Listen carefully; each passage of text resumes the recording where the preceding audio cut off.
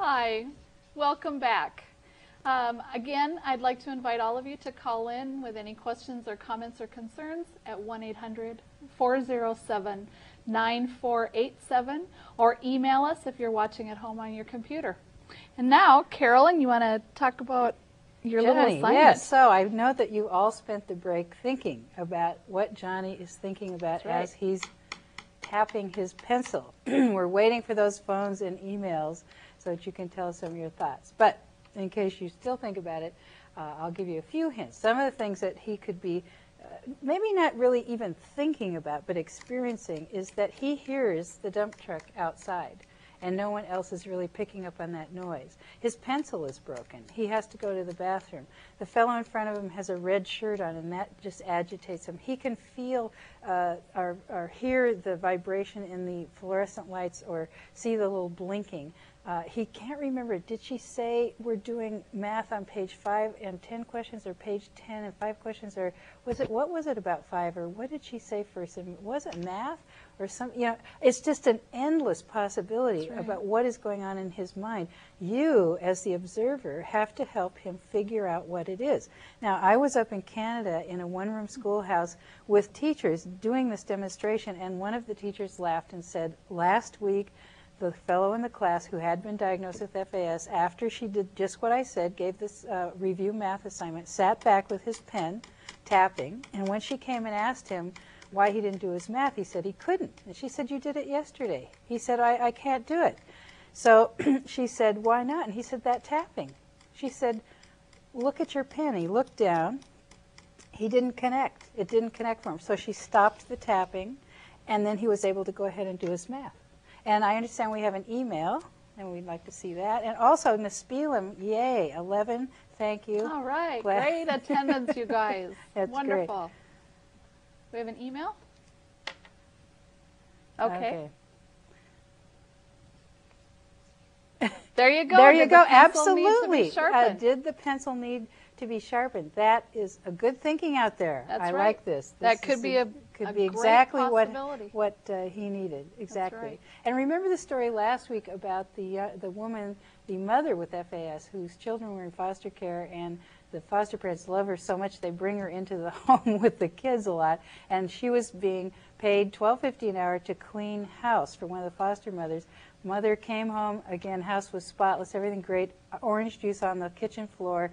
Foster mother said, gee, you did a great job cleaning, what's this? And she said, oh, orange juice. And she said, oh, why didn't you clean it up? And this woman said, well, it wasn't on the list. Yeah. And then she said, should I put it on the list? And the foster mother said, yes, she put it on the list. She cleaned it up and then checked it off like she did everything else. That's right. So. Okay, we're going to move on to concepts of strategies, abstract kinds of concepts. And you know, oftentimes in our clinic we see children, you know, in the kindergarten, first grade, second grade, who are doing quite well in school. You know, they're not having a lot of problems yet, academically or socially. And then, boy, you know what, third grade hits. And if we could have the next slide, please. These are the kinds of things that happen in the curriculums, in, you know, when we start heading into third grade. And we really start looking at abstract kinds of concepts. And I don't know two more abstract concepts than time and money. And if you think about that, in third grade, they're starting to expect children to be independent. You know, what time is their recess? When do they come in? When are they supposed to go to lunch? How long is 15 more minutes? And they're starting to work with the concepts of making change and understanding what 5 nickels equals, or heavens, 2 dimes and a nickel. And you start mixing those kinds of change, and it gets to be really tough. Now, you know, I have a couple of children at home. Theodore actually is 17 years old. And if I were to give Theodore $5 and send him into the 7-Eleven store and say, you know, bring me out a loaf of bread, he can do that. He can go in and he could find the loaf of bread and he'll come out. But what I can't always depend on is, number one, that he'll even remember to get change, because money doesn't mean anything to him. He doesn't understand that. Or I also can't count on that it would be the correct change. It might be too much. It might not be enough. you know, whatever. Those are hard areas. And one of my other kids, Michael, now if anything costs more than $65, Michael thinks it's a ripoff, including your house and your, you know, car payments. If it's more than $65, he just doesn't, you know, that's more money than he can handle. And, you know, we expect those kinds of comments from our children when they're 4, 5, you know, even 6 years old. You know, the comments about, well, so what if you don't have any money, Mom? Just write a check. You know, we hear those from our younger kids. Or go to the cash machine. Yeah. But what the difference is that Michael's 12, and he still doesn't understand that you can't just write out a check, or you can't just go to the cash machine and, you know, get money, you know, out of the walls there. Yeah, I mean, time and money, they're really both abstract and concrete. I mean, That's money's right. concrete. You can touch it. You can look at a clock. You can tell time. But the idea of time is also That's very right. abstract. I'm thinking about Danny. Danny cannot read that clock you saw in the slide. He cannot read a regular face clock. He can read a digital clock. Another young woman could not read that the face clock or the digital clock, and was actually breaking her alarm clock every morning because it was waking her up. And that's what she said when they questioned her, why are you breaking your alarm clock? Because she loved school and the clock was getting her up to go to school. They got her a talking clock, a clock that says her name, why she's waking up. She now happily gets up, gets dressed, and go to school. But if you would talk to her about the concept of time, if you don't, I told you yesterday, Susie, if you don't clean your room today, you're not playing with your friends tomorrow. That will be meaningless to her. That's right. Absolutely meaningless. Yep. And my daughter Tessa, who is, you know, almost 9, and I've talked a little bit about her. Tessa has a full-scale IQ of 110, and I mean that's well within the normal range.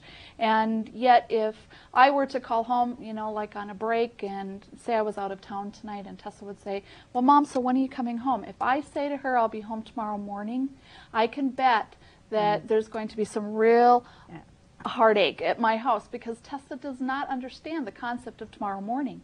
And so what we have to do with our children, is, like with Tessa, if I break it down into bits of information and say, well, you know, now you came home from school and you're going to do your homework, and then Daddy will cook you dinner, and then you're going to take a bath, and you're going to get ready for bed, and then when you get up in the morning you're going to have breakfast, and then I will be home. Now she can handle those broken down pieces of time, because the way I'm describing them to her is something visual, and she can see that in her head. Now some of my children can't even do that, and so we need to take pictures actually of them doing those specific, you know, time frames, you know, doing their homework, eating dinner, taking a bath, getting up in the morning, and actually take pictures of them. And then the kids themselves will take that picture off of their board and move it over to the other column, and that means that it's done.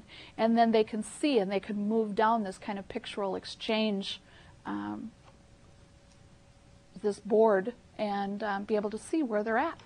So those are concepts that, you know, we really start to really press in second and third, especially third grade. Tessa is supposed to do occupational therapy, and every day, you know, the occupational therapist was getting upset. Her teacher was getting upset because she always had to remember to remind Tessa, or she wasn't getting there on time. Well, you know, Tessa doesn't. She can tell. She can read time. She can read a clock, but the concept of when 2 o'clock is beyond her. And so what we've done for her at school is actually drawn a picture of a clock with the hands at 2, you know, one at 12 o'clock, one at 2 o'clock, and it's taped onto her desk in front of her. And then she just looks at the clock, and she looks at the clock on the wall, and keeps comparing back and forth until the clock and the clock on her desk match the time. And then she knows that it's time to get up and to go to occupational therapy. But to understand the concept isn't there yet. I mean, I met a 56-year-old woman who said that she hadn't been diagnosed, but she was absolutely positive that she had been affected by alcohol, as did all her brothers and sisters. She had a college degree. She had been a real estate broker for 10 years. She was very charming and very articulate, and wanted to be a lecturer in fetal alcohol syndrome. She came up to talk with me and couldn't tell me how long it would take her, because it was too many 15 minuses. That's right. Excuse me. Because she said everything happens in 15 minutes. Yeah. You know, and from Portland to Seattle was too many 15 minutes. minuses. So she couldn't tell me how long it would take her to get to my house. But she managed to get a college degree and hold a job for 10 years. Yeah. Another area of difficulty for my children is organization. If we could have the next slide, please. Organization, and this is just a cartoon slide, but it really, I think, tells it well. And that's, you just threw everything together. Matthews, a posse is something you have to organize. And organization is hard. You need to be able to pre-plan. You need to be able to follow through. Organization is a high-level task, a high-level thinking task. And so in order for my children to be successful in this area at home, we actually have to modify the environment in order to allow them to organize as much as possible. And so when my kids come in the front door after school, we have 2 Rubbermaid containers that are sitting right there by the front door. And they walk in, and the first Rubbermaid container, their school shoes go in one, their backpacks go in the other. Now, the reason, it's not just to modify the environment to make my kids successful, it's to modify the environment so that it's easier for me too. Because if tomorrow morning came around and I was hunting through the house trying to find the match to Ricky's shoes, for example, it doesn't make for a pleasant morning when we're waiting for that school bus to arrive. So if they put their school shoes into the bin when they first come in the door, because what happens, my kids are also very concrete and things have to be the same for them. And so if I couldn't find that left shoe of his for in the morning, and I said, well, just put on your play sneakers, honey, it's okay, he would fall apart, because those are his play sneakers, and they're not the ones that are meant for school.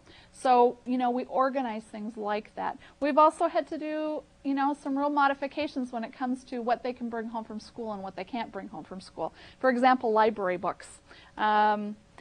Library books are to be left at school in their desks, because I have 7 children in school, and if I, again, am looking for 14 books during the week and trying to figure out who belongs to who, and also, I was going broke paying the fines because we couldn't find them, or because, they left them out and the little guys were coloring in them or ripping pages. So the teachers were a little bit worried that my children would not be able to experience the or learn the skills of checking out library books. So we modified it, and they can check out library books at school, but then they need to leave them in their desks at school and read them there at, on free time or at recess. And we have 250 books at home that if they lose them or color in them, that's, the way it is. The next slide actually talks about, again, modification of environment. And it says, Mom, we were all singing She'll Be Coming Around the Mountain, but Randy won't stop with the whack, whack, whack part. Now, last summer, I took my 7 children and we got into my Chevy Astrovan and we took off for a 30-day road trip. And we drove back to Wyoming and South Dakota and Minnesota, North Dakota, Montana, and all the way back home again, and visited our relatives and stuff back in the Midwest, and also, spent some time on the reservations in Montana where some of my children are from. And I really thought that I had planned this, vacation very well to make this as successful as possible. And before we left, I had bought all the kids either a CD or Walkman or a CD player, and they all had their little trays of tapes and CDs and their headsets. But what I didn't take into consideration, or I didn't think about, was that all of my children sing to their music. So by the time we stopped at the first rest stop, I had to stop and modify my own environment and buy earplugs because we were going nuts. So again, that cartoon is just a little example of what it can be like in our van when we're driving down the freeway, but it's a good time. The next slide, if we could, is about what conscience is. And conscience implies the ability to understand cause and effect. And with this particular slide, I want to challenge actually some of our social perceptions that we have in our country. One of them is that we learn right from wrong, and that we will learn from our mistakes and go on to not repeat them. And that's the way our whole judicial system actually is set up. We believe in our country that if you get caught doing something wrong and we put you in juvie or we put you in jail, you are going to learn to not do that behavior again. And, that's one of our social premises here in the United States. Well, my children, their ability to understand cause and effect or to generalize information from one situation to another is compromised. And, it concerns me with, especially within our state, which is a 3 strikes you're out state, that, my children who don't get it and don't learn from their mistakes, we could have some serious ramifications. Now, don't get me wrong. I'm not saying that if one of my children did something that, was a danger to someone else, or, they committed armed robbery, or did end up growing up and hurt someone, in one way, shape, or form. Don't get me wrong. I'm not saying that I want my children out on the streets to continue to hurt themselves or somebody else.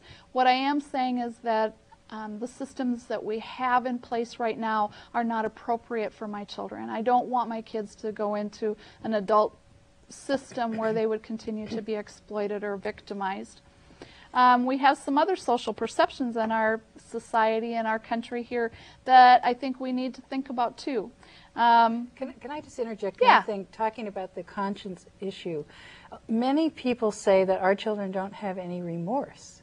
And one of the things we're finding, having Dr. Coggins on the team at the University of Washington, who is a speech pathologist, is that it isn't so much about remorse. It's that our children they have a very difficult time putting themselves in someone else's shoes. Right. When asked to give the perspective of someone else in a situation, they really find it very difficult. I'm thinking about these boys that are incarcerated for murder, and like I said, when they were made to realize that they had ended life, they were very remorseful. Yeah. They felt terrible enough to try to end their own life. That's right. So we have to be very careful about the language we use and how we're really talking about the behaviors we're observing. One of the things I challenge you to do is to throw out all the psychobabble and the dis words and so forth, and just look at pure behavior. Just look at pure behavior and look at it in its context.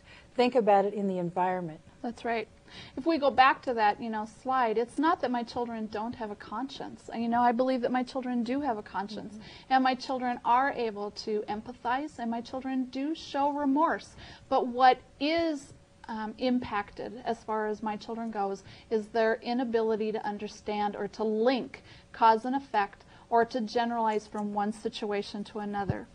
Now, some of the other social perceptions that I think that we need to challenge within our country and within ourselves, in addition to learning right from wrong, one of them is that by the time you reach the age of 18, that you should be well on the road to independence.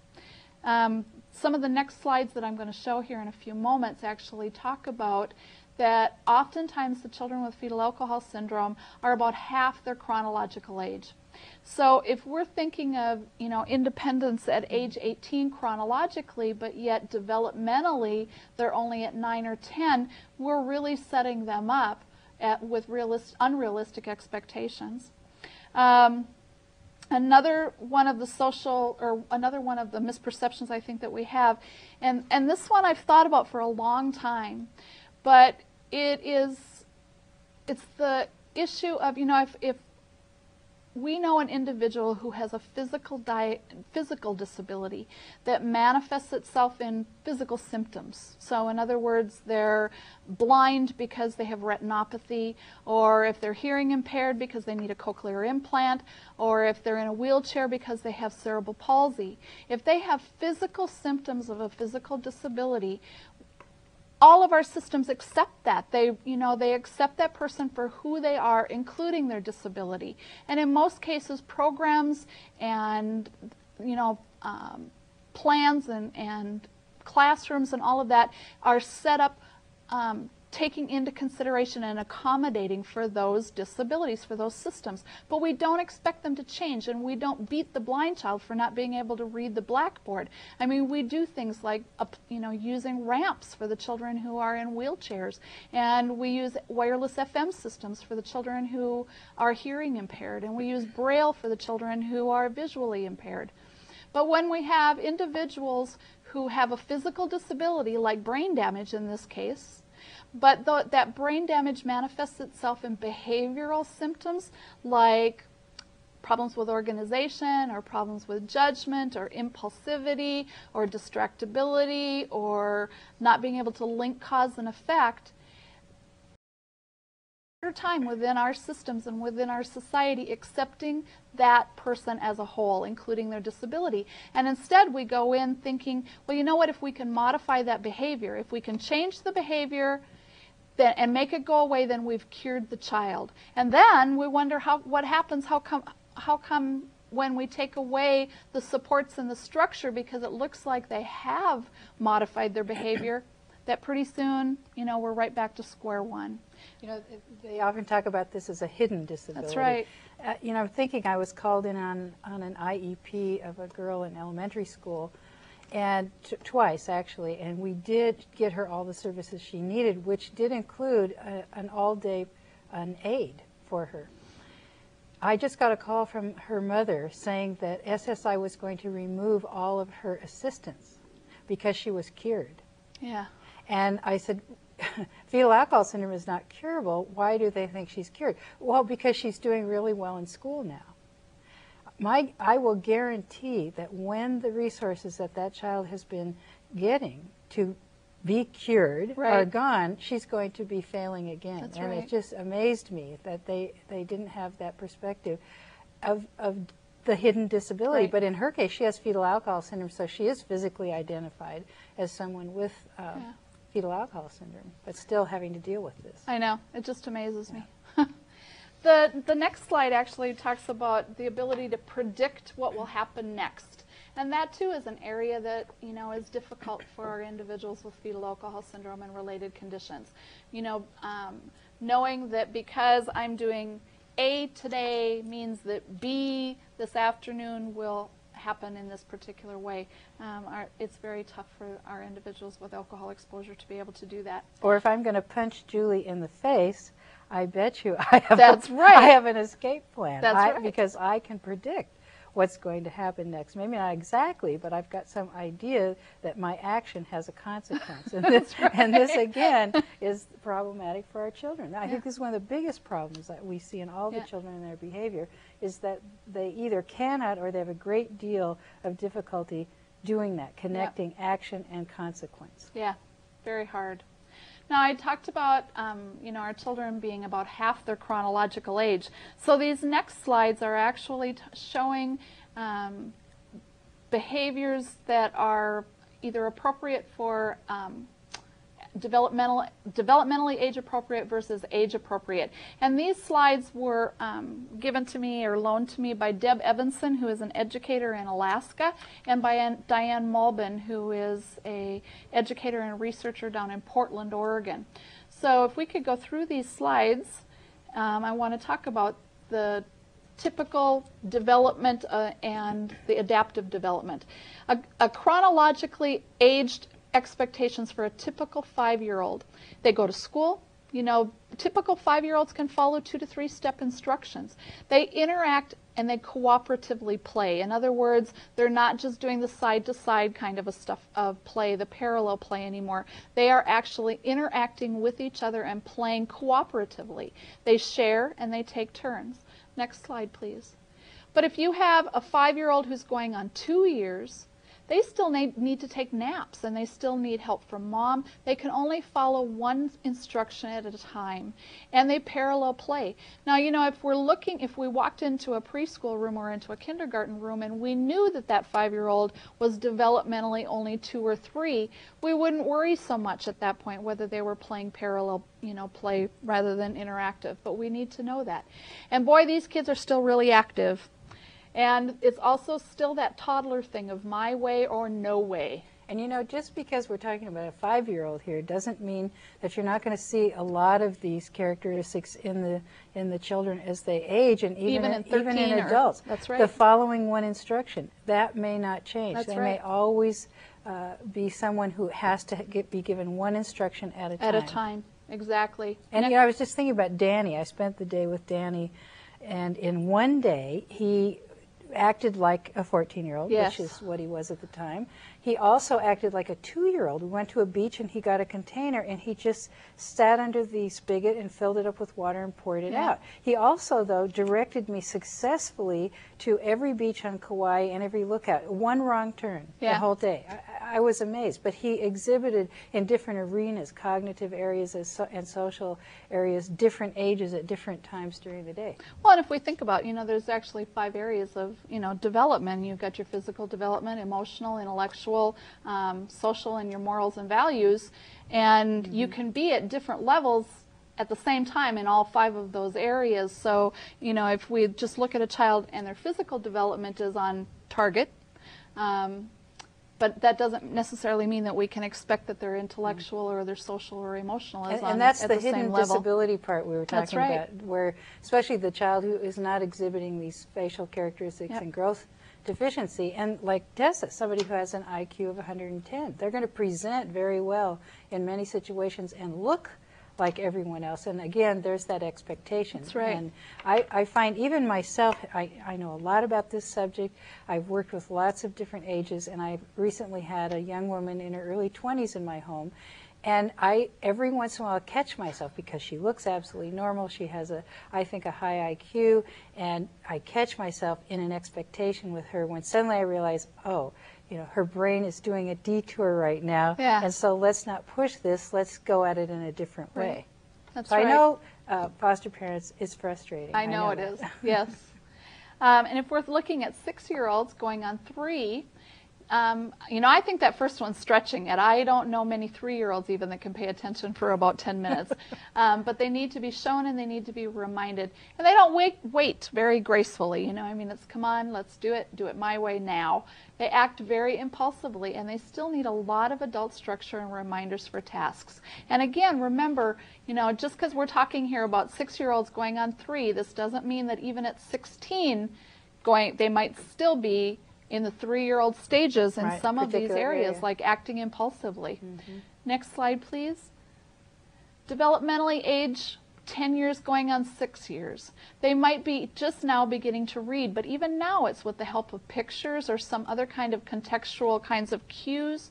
They learn by doing, not by being told. And with our 10-year-olds, by the time they're 10 years old and they're in 3rd or 4th grade, most of the instructions that are happening in their classrooms now are verbal. They're not being done anymore by example or by allowing the child to do them, or to see them on the board. Most of the instructions are being done verbally, and that's pretty hard for 10-year-olds that are going on 6.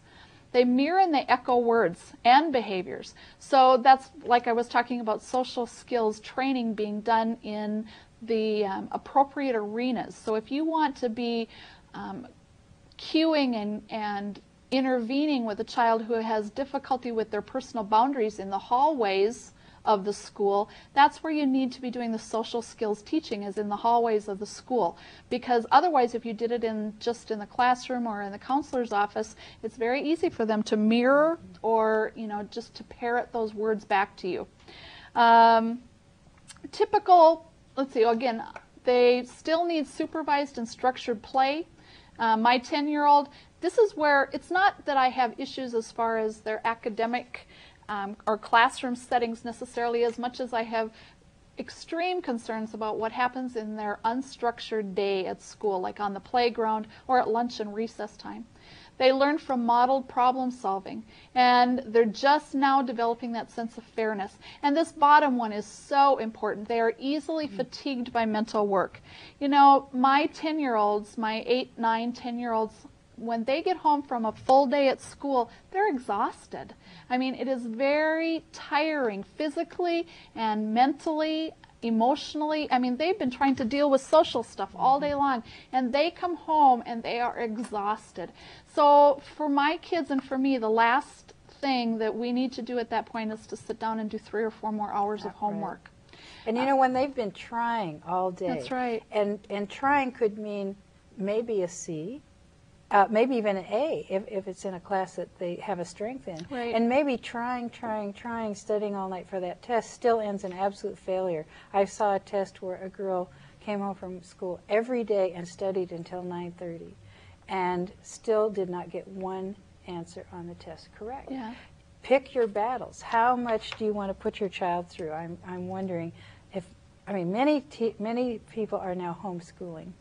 Well, and we have actually put it on the IEPs that my children will do 20 minutes of reading 5 nights a week, and at the maximum 20 minutes of homework, because my kids need to do the social stuff. We need to do the family things too. We need to be able to go out for dinner occasionally. We need to be able to go to the park. We need to go to Special Olympics and those other things. And those mean just as much as whether or not my children know the capitals of the United States. And I mean, you have to plan success in their life. That's right. You have to make sure that they have more successes than failures. That's right. And if setting them in particular environments is always a setup for failure, then you go down and you change that IEP again if it has to be changed. There are some great videos out there by a man named Richard Lavoie, or Rick Lavoie, and he has a series of videos on children with learning disabilities. And one thing that he says is that the parent's primary goal is to make sure that your child has more poker chips at the end of the day than they started out with in the morning. And I just think that that's a great way of looking at it. And I always say that my favorite parent is the one that when they walk in either the social worker's office or the teacher's classroom, they're sort of like, here she is again, because that is the parent who's going to get the services. And particularly in school settings, your child has the right to an education. That's right. They have a right to an education, regardless of how that is patterned and structured for your child. They do have that right. There are problems on the bus and they can't solve them. Someone comes to get your child. And I know for a fact, I don't even have to introduce myself at my children's schools anymore when I call on the phone. They know me by my voice now, and I am sure that when they put me on hold to connect me or something, they're going, oh gosh, it's Mrs. Gilo again. Who's going to talk to her today? I know it. Okay, typical. We encourage that. We do. Typical 13-year-olds. They're responsible. This next one just floors me, but truly, this is right. Typical 13-year-olds can organize themselves, they can plan ahead, and they can follow through. They can meet deadlines after being only told once, and they establish and maintain friendships. If you stop to think about 13-year-old girls, man, they can plan their phone calls. They know who's going to call when. They can even do conference calling. But these are typical 13-year-olds. I know you're sitting there looking at these and saying, oh, right, my 13-year-old, initiate and follow through. If it's something they want, absolutely. That's right. You betcha they can. But 13 going on 8, they don't even follow through on things that they want to follow through on. I remember Antonio Rathbun talking about a young girl who looked up on the refrigerator to see the invitation to a birthday party and asked her mother, Mom, was it Susie? Did I go to Susie's birthday? What did I get her? And it was 3 weeks away. Yeah. And she possibly could have not gone to the party just because she again doesn't understand time concepts and so forth. So here we've got 13-year-olds going on 8. They still need those visual cues. They need to be reminded. And it doesn't always need to be, explicit reminders. Sometimes it's just, Michael, what is it that you should be doing right now? Michael, where do you need to be right now? And that's enough for him to say, oh, yeah, that's right, I should be doing this. We need to have simple expectations. They still need to be prompted. 13-year-olds going on 8 are still very tactile. There's still lots of touching. They're still in your space, and they're just now learning about boundaries. And boy, this can buy our kids a lot of problems. What is okay for 7- and 8-year-olds to do as far as, touching your arm or wanting to even sit on your lap, we expect that, and it's okay with 6- to 8-year-olds. But boy, once you get 13, we look at that a little bit differently. But the positive side of that is a lot of the mothers have told me that they're sure that they have the only 14-year-old at school who will run up open-armed and hug them when they see them on the school grounds where, gosh, I remember walking to Alex's kindergarten class with him the first day and he said, don't touch me. Now, adolescence is actually, next slide, is nothing more than stretch toddlers. Adolescents with fetal alcohol syndrome are stretch toddlers. Next slide. Typical 18-year-olds here we go. Here are these misperceptions, the ones that we think about for, typically developing 18-year-olds. They're on the verge of independence. They can maintain a job and graduate from school. They have a plan for their life. Now, this isn't all of them, but this is some. They can budget their own money, organize, and they can accomplish tasks independently in a variety of arenas, so both at home, school, and on the job. Next slide. But if you're 18 going on 10, you know what? You still need to have a limited choice of activities. You still need to have that structure and guidance. You're still in the here and now. We talk a lot about our kids being very Zen-like, that they're very much in the here and now. They still do a lot of that giggling. They get an allowance because they're not able to earn their own money or to budget it. They still need a lot of help organizing, and they have boundary issues. So if we look at our children in those respects, though, as far as adaptively versus chronologically, it will, I think, again, go a long way to adjusting our expectations for our kids. So what do we need and what can we do? There are things that we can do, and there are things that we need. Our kids need structure. They need structure, and they need structure, and they need structure. There's no surprises for our children with alcohol exposure. Now, I don't mean by structure and consistency, I'm not talking about control. There's a difference there. But what I am talking about is not having surprises. Some of the worst days that my children will have is when they have a different bus driver in the morning than what they're used to, or they have a substitute teacher. Next slide. But we have general issues with all of our children, and ones that actually can go a long ways to having a positive outcome. If we have early adequate identification and diagnosis. One of the big things in Dr. Streiskuth's survey or program was early diagnosis before the age of 6. And then one of the biggest protective factors for these children was to be in a safe, stable, and structured home. The less moves, the better. And this was at any age, even into adulthood. That's right. Unrealistic expectations due to outward appearance and verbal gregarious manner. I love that one. Tessa's a great one for this. People see her, they see this cute, beautiful. She's not just cute, she's gorgeous, she's beautiful. And she's very, very verbal. She's been talking in complete sentences since she was 18 months old, and people expect things from her. And we need to have appropriate academic and vocational programs for our children.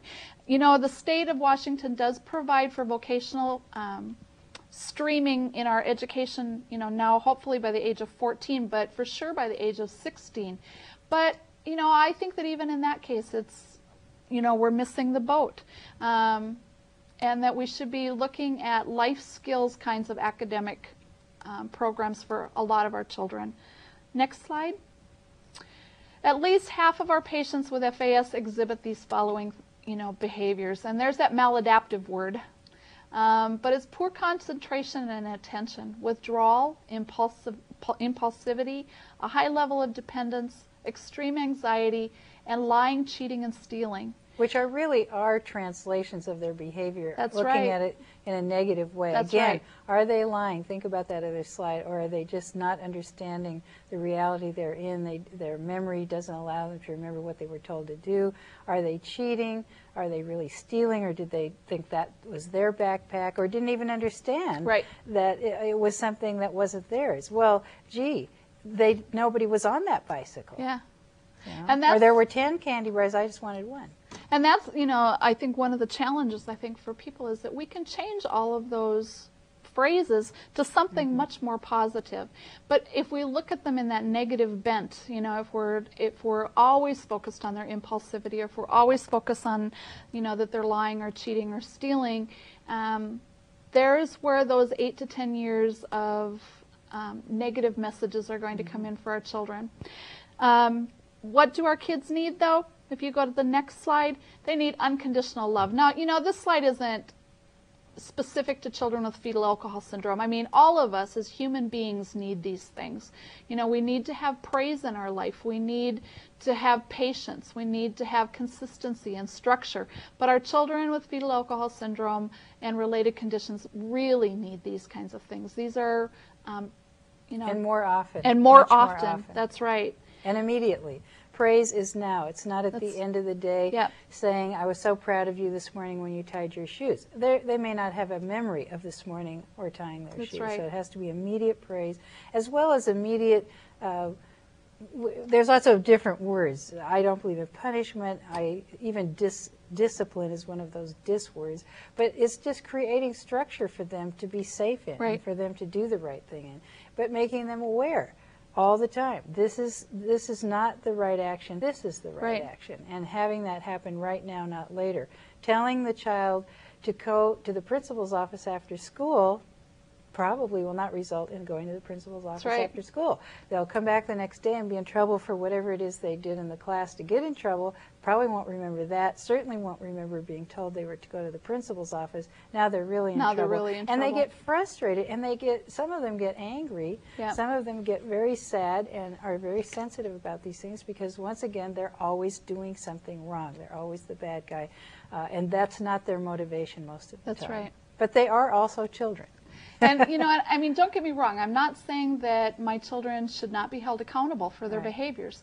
We do hold them accountable for their behaviors, and you know, I ask the teachers to hold them accountable for their behaviors. But the accountability and the consequences need to be as logical and natural as possible, and as quickly after the incident as possible. And then finally, I want everybody, all the adults in their lives, to know that even though we hold them accountable, we can't make them responsible. There's a difference between holding them accountable, making them responsible. Because if we think that the consequence that we give them today is going to change their behavior tomorrow, then we're setting ourselves up and we're setting them up for a hard time. I mean, if they're taking change off of your dresser every day, don't leave the change on the dresser. Take it away. That's right. The next slide is tools of the trade, and you know, we all know these. It's compassion, enlightenment, persuasion, and diligence. And I think we also need to add on here sense of humor. You know, Amen. If we can't laugh about some of these things, we will go crazy and we will have a burnout. Now, the next 3 slides, these are actually just a quick little test. So I don't want to scare you, but if we can have the next slide, please, I want you to study this now. And this is going to be, we're going to have a little pop quiz here in just a couple of seconds. And then this is going to lead us into our break here very soon. So you need to memorize these things. You know, Johnny, I need you to sit still in your desk. Stop tapping your pencil. Johnny's bugging me. Tessa, would you just sit I don't have still a piece of paper and or listen? a pencil. Okay, the next slide, please. This is our test. Now, I want you to write down your answers quickly, What did you say? fast, efficiently, because this is going What to be, answer? we're going to have our break here very soon. Okay, next slide, please. Next slide. Next slide. All right, there you go. Hey, tic-tac-toe. This is our answers. Now, what I want you to look at is to think about, if I had showed you this slide first, and then if I could have you back up 2 slides, please. Then to this one, and then given you the test. Would that have been easier? And also, I was chatting in the background because our kids are so sensitive to things that we're not even aware of. We're not even aware of. People shuffling paper and moving their pen around the Right. desk and talking with each other and so forth and That's so on. right. Test environments are very stressful, and at clinic, the kids do probably the They do best they're quite going well to in our do clinic. on a test because they're in a room that's quiet without distractions and one-on-one. And we have a call from Clarkston. Hello there. Hi. Hi. You keep referring to your clinic. Yes. And the question we'd like to know is what is done at the clinic for diagnosis? What are the steps and what procedures done and who would attend? Okay. Yeah, well, first of all, we have cloned the clinic so that it exists in 6 or 7 different places in the state. Dr. Claren and Dr. Astley, who co-direct the clinic at the University of Washington, have trained teams. Now, those teams may operate slightly differently than the team at the University of Washington, but they've gone through the training and they approach the diagnosis the same. There's actually a manual that Dr. Astley and Dr. Claren wrote on how to do this diagnosis. You are given a patient information form that's quite lengthy, asks a lot of questions about not only the child, but the birth parents and their relatives, not just about alcohol and substance abuse, but sexual abuse, learning problems, cognitive problems, emotional problems, so on and so forth. Then it's going to rely a lot on your observation. One of the things I suggest is you keep a journal. Keep a journal of your child's behavior. You may also start seeing patterns of behavior that happen at certain times of the day or the week or even the month or year. That is sent in and with pictures, and we want non-smiling pictures because what we're looking at is this thin upper lip and no philtrum, and when you smile, the lip is thinned and the philtrum becomes vague or disappears. So we want frontal pictures of children not smiling, which is difficult for our little kids. That's right, they smile a lot. They like to smile. That is sent in with any testing that's ever been done, counselors' reports, medical records, anything that will help us put this puzzle together. It is like a 1,000-piece jigsaw puzzle, and at best we get 500 pieces to put together. So the more information we have, the better it's going to be for diagnosis. Then the family comes in with the child. The child is separated, and the speech pathologist and the occupational therapist will test the child. The psychologist will do some testing. In the meantime, one of the psychologists and the doctor are talking with the parents, going over the behaviors, asking and answering questions. Then the child's brought in and the doctor does a physical exam. They're looking for things like problems rotating at the elbow, sometimes a curved spine, rotated and low ears, a crease right here called the hockey crease because they've been in utero, sort of anesthetized in this position and not moving around. Our moving around in the womb gives us all those creases. So this exam, this is a 3-hour exam. All this is done, then the information is taken in by the team to a room without the family. The diagnosis is discussed and made. The family is brought in, usually without the child, but that's up to the family. And they're given the diagnosis, and then the psychologist goes into a small room with the family where they can really debrief. This can be very emotional, whether it's birth or foster or adopt parents. They can also ask more questions. There are resources given, ideas about what other things might need to be looked at. Some of the children end up needing particular kinds of surgery or more neurological testing, or psychological testing, genetic testing, so forth and so on. There is a number that everyone in the state will access, even if you're wanting to see the clinic in Spokane, for instance. You would still call the Seattle number, which is 206-526-2522. So did I miss any part of your question? No, you did. I just have one more addition to Sure. it, though. Okay. If a child's on medication for ADHD, Yes. would the child stay on the medicine, or should it be taken off before Oh, the okay. Do we have 4 or 5 more hours? No. Go for it, Julie. Leave the child on the medication because truly what we want to be able to do is to give the child the most opportune environment for testing, and if they are climbing the walls or not being able to sit still for 30 seconds, then we aren't going to be able to get an accurate picture of what their ability is as far as speech and language or occupational therapy or neuropsych. So at this point in time, the recommendation from our physicians is to leave the child on the medication that they are on prior to coming into clinic. Thank you for that question. We also have one now from Thank Long you. Beach. Thank you. Long Beach? Yes. Can you please tell us where the nearest clinic is to us here in Long Beach? You're in Long Beach. Federal Way. Could you step away from the mic just a minute? You're causing just a little bit. Okay. The nearest clinic to Long Beach would be in Federal Way. All right. We are at this point, though, there is a team that's working on putting together a site in Vancouver, Washington. All right. But we you. haven't gotten it all finalized yet. But you would still access it by calling that 206-526-2522 number. And we have an email.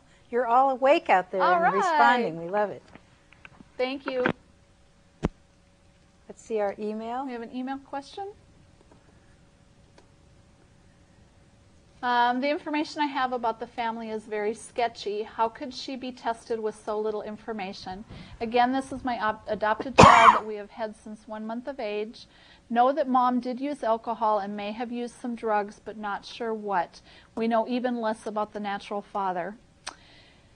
You know, this is not an unusual circumstance, and oftentimes we know very little about the father, sometimes nothing about the father.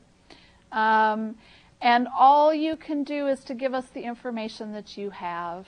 And if we're finding that there is information that's lacking and we really do need to have something, somebody within our clinic would call you back and let you know that, you know, gee, can you find out more about the prenatal history, or can you check on the birth records or whatever, and then, you know, try and help you maneuver through the systems to be able to get the information that we need. Sometimes it's a matter of going back to the birth records or finding a caseworker or whatever from that first month.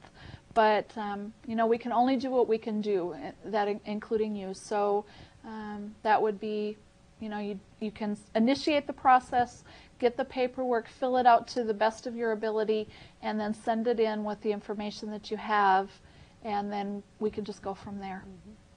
Okay. Well, it's 8 o'clock. I don't think we're going to give you any homework. You get to have a 10-minute You get to have a 10-minute break.